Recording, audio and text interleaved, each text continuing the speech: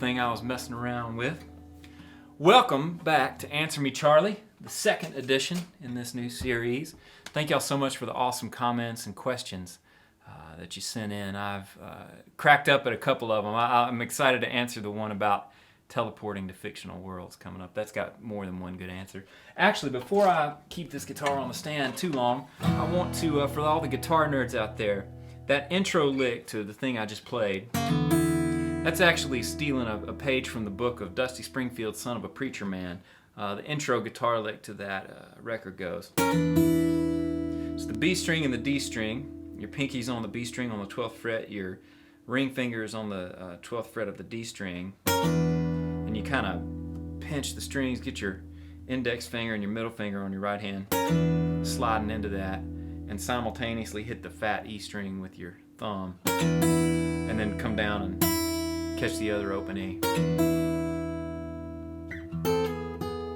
Pretty cool little thing to mess around with for a guitar player in quarantine who's trying to kill time. Let's jump into the questions. Jane Britton from the Sweet Donuts and Jam group that's over in the UK and down in Australia. She's been to more than a couple of my shows, and she wanted to know, did you wear those Beatles socks we gave you in Leeds, UK, to your wedding? Jane, I did not wear them to the wedding, but I have been wearing them, and I think I actually wore them to get in the spirit for With a Little Help from My Friends video back 10 years ago when quarantine began. But thanks for that question. I can't wait to get back across the pond and see y'all when all this mess is over. Hope y'all are staying safe. Let's see here. Lindsay Baumeister. She's also a part of Donuts and Jam and a sweet fan over there across the pond. She asks, do you ever feel guilty putting your own spin on someone else's song and it being way more awesome than the original? And on that note, do you know I'm Yours by The Script? Oh, Lindsay, you're too sweet. I'd have to say that out of all the songs I've covered, I think the originals are pretty much the best ones, but I appreciate that. You know, it's always fun to try my hand at someone else's song, and I always learn something about that artist that I'm covering, and I learn something about myself and what my style is. It helps me figure out what my style is by sort of mixing it with someone else's. And I love The Script. I don't know that song, but I love their song, Break Even. When a heart breaks, no it don't break even. What a cool tune. Actually tried to do a cover challenge of that one time, but I never got it finished. Anyway, that's been a long time ago now. Well, here's the question I couldn't quit laughing over. Christine N. wrote in, if you could teleport to any fictional world, where would you go? All right, Christine, I would go to the Star Wars world for sure. We were at Star Wars World in Disney back in January with the family, and it was close enough that it just made me want to go to the full-blown actual world of Han Solo and Princess Leia and shoot laser guns and go into warp speed and all of that. I'd also have to say Harry Potter, although is that fictional? I don't know that it is. I think it's real. I believe in that. Also, a world in which everybody wears their face masks, especially at the honky tonks downtown here in Nashville. Hello, folks. Please wear your face mask. But yeah, I like this world I'm in pretty good. And even being stuck in quarantine, it's been great having all this time at home with Kristen. And I've found new ways to connect with y'all. So it's fun to daydream about all that. But I'm pretty cool with the non-fictional world I'm living in.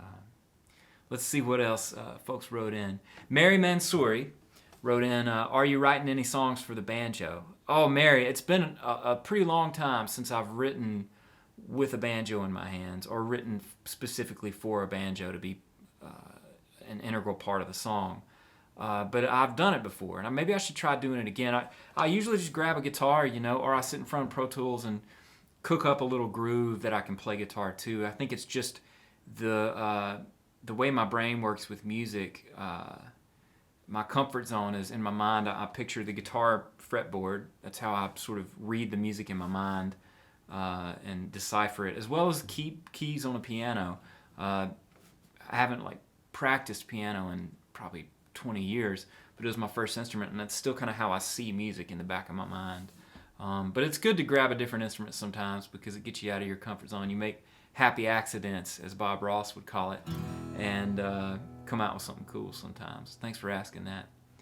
The string thing won. I knew this was coming up, so I wanted to grab this guitar to talk about that with you. Dear Charlie, absolutely love your work. Thanks. Can't wait for a new album. I was wondering if you could tell me something about learning to groove. I know it's good to play along with a metronome, but maybe there's something more to it. Would love to hear your opinion. Thanks again, and keep up the good work. Thank you, Michael. The string thing won on YouTube. Man, Michael, playing along to records is probably the best thing you can do. It's like a metronome, but better. And just find records that have great grooves. And sometimes the less you play, the more you're focusing on grooves. Like James Brown records are a great thing to study as a guitar player because those guitar players might go.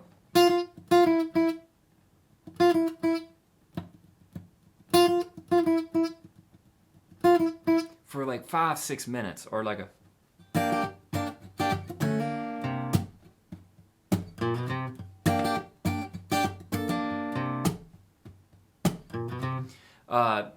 And they play it, they don't change a single thing. They're not noodling. Noodling is almost counterproductive. Well, it kind of is most of the time to groove, unless you've got that groove sort of just all the way down. I call it grounding. And actually, I would argue that grounding is probably the key to a great groove.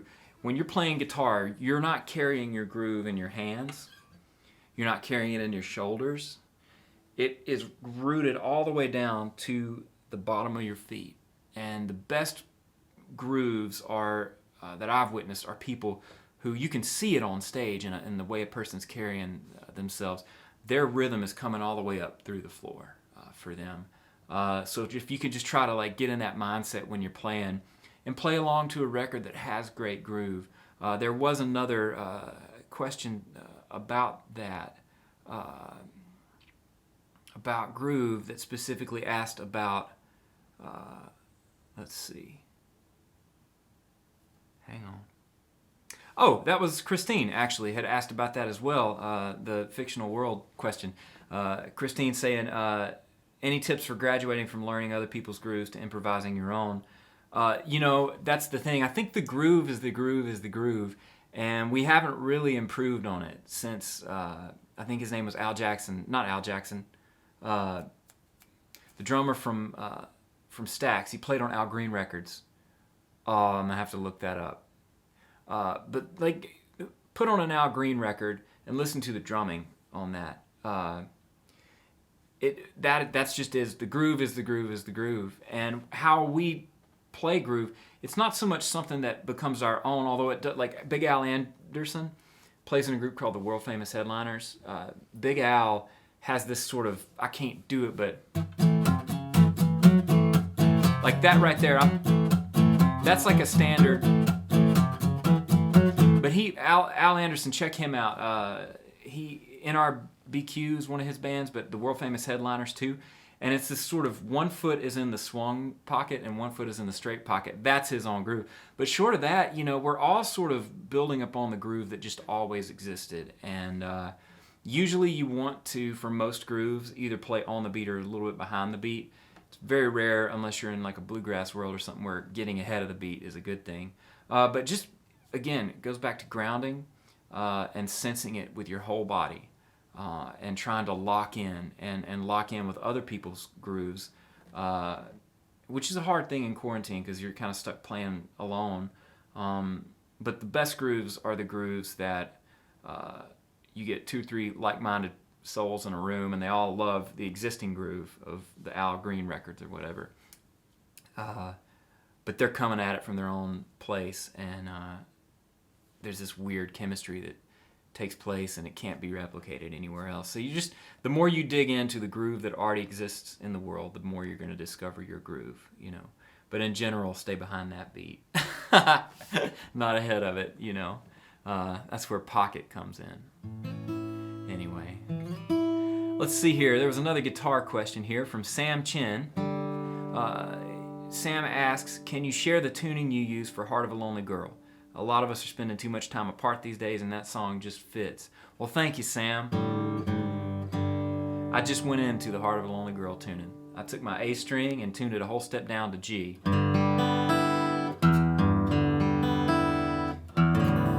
even standard. That's it. And the reason was I was playing out of G.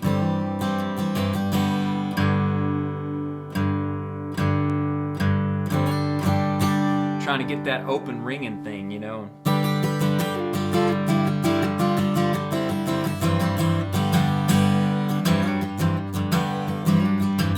Just a cool way to sort of shift things a little bit. And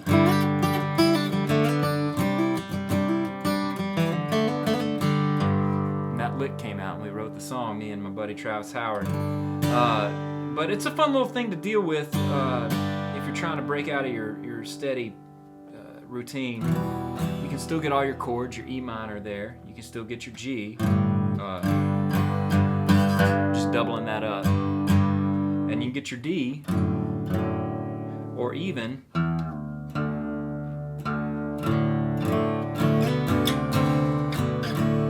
doing that to get a deeper D. Also, check out Keith Richards plays out of this, and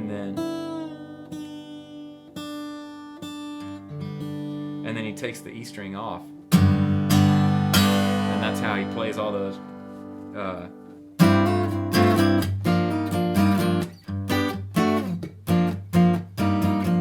I'm messing that all up pretty bad, but you get the point.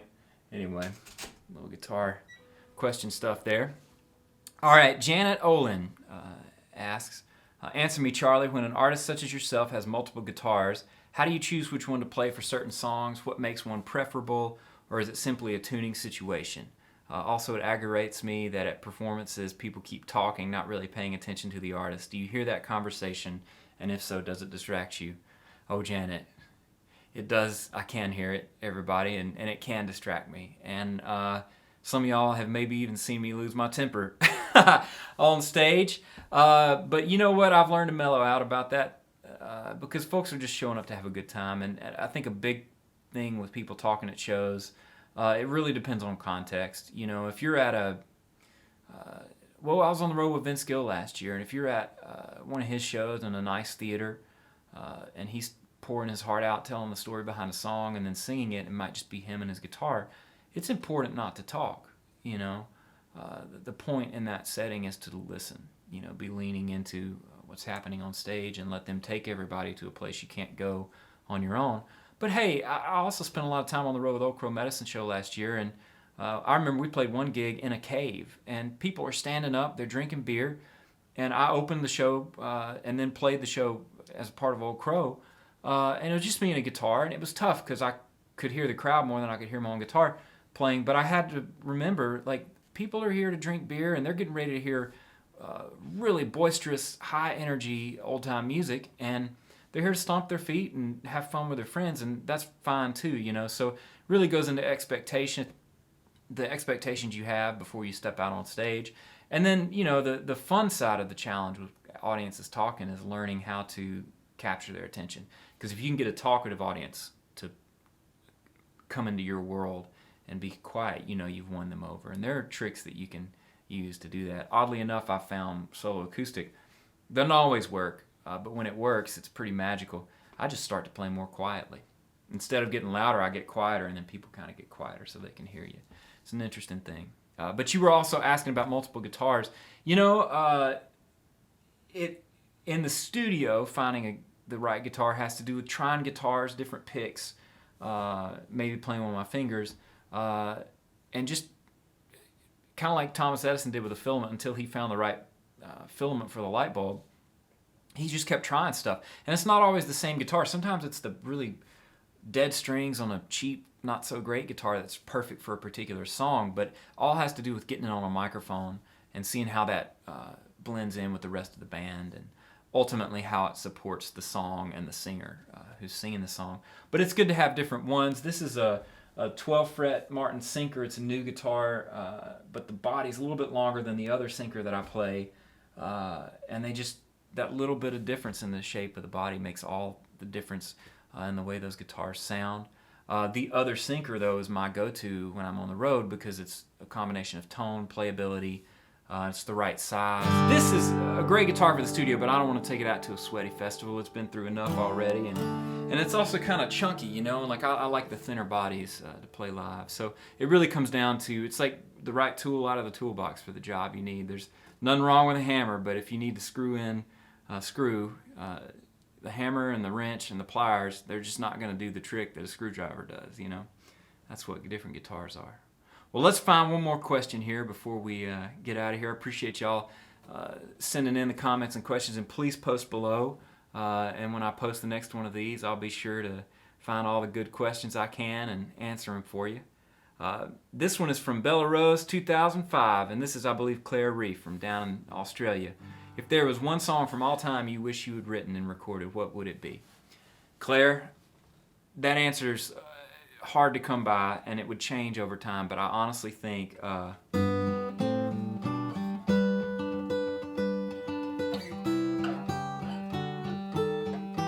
think that'd be my choice. Blackbird.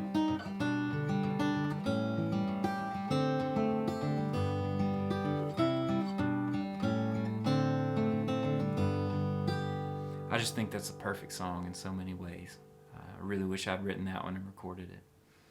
All right, y'all. Peace and love. Y'all stay safe out there in these crazy times, and I'll be back soon with more answers for questions.